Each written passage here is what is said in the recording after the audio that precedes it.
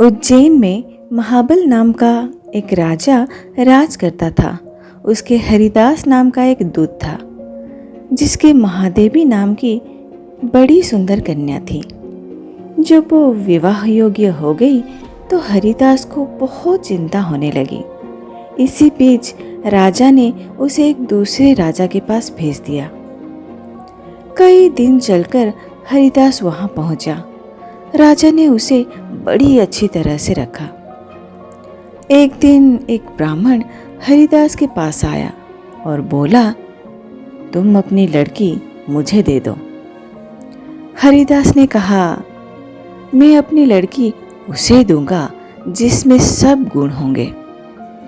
ब्राह्मण ने कहा, मेरे पास एक ऐसा रथ है जिस पर बैठकर जहां चाहो घड़ी भर में पहुंच जाओगे। हरिदास बोला, ठीक है, सवेरे उसे ले आना।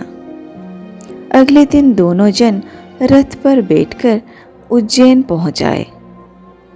देवयोग से उससे पहले हरिदास का लड़का अपनी बहन को किसी दूसरे को और हरिदास की स्त्री अपनी लड़की को किसी तीसरे को देने का वादा कर चुके थे। इसी तरह एक समय में 3 वर इकट्ठे हो गए।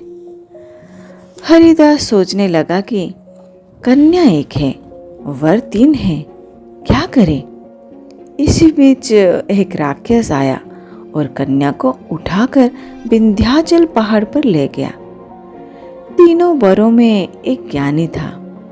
हरिदास ने उसे पूछा तो उसने बता दिया कि एक राक्षस लड़की को उड़ा ले गया है और वह विंध्याचल पहाड़ पर है। दूसरे ने कहा, मेरे रथ पर बैठकर चलो, जरा सी देर में ही वहां पहुंच जाएंगे। तीसरा बोला, मैं शब्दवेदी तीर चलाना जानता हूं, राक्षस को मार गिराऊंगा। वे सब रथ पर चढ़कर विंध्याचल पहुंचे और राक्षस को मारकर लड़की को बचा कर ले आए। इतना कहकर बेताल बोला, हे राजन, बताओ वो लड़की उन तीनों में से किसको मिलनी चाहिए।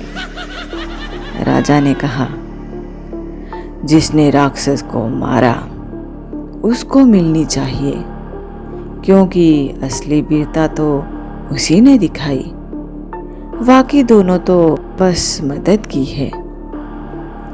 राजा का इतना कहना था कि बेताल फिर पेड़ पर जा लटका और राजा फिर से उसे लेकर आया तो रास्ते में बेताल ने छठी कहानी सुनाई।